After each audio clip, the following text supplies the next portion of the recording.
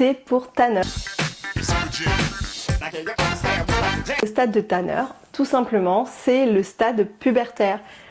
On se trompe pas, le 1, c'est qu'il n'y a pas de puberté. Et on va le classer, par exemple, chez les filles, le S, c'est les seins. Donc le S1, il n'y a pas de seins. Et à partir du moment où on a un début de poitrine, donc début de la puberté, ça devient S2, puis S3, puis S4. En fait, c'est pas la taille, c'est plutôt l'aspect du sein et du mamelon qui va nous donner cette évolution et l'évolution des chiffres.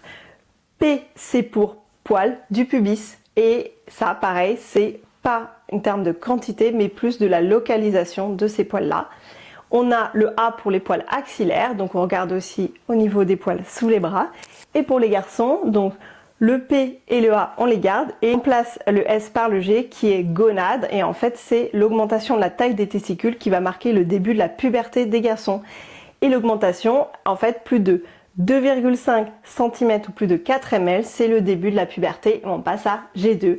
Et on regarde au fur et à mesure l'augmentation, soit en volume, soit en centimètres des testicules qui permettent de nous faire progresser dans les stades pubertaires. À demain pour un nouveau mot.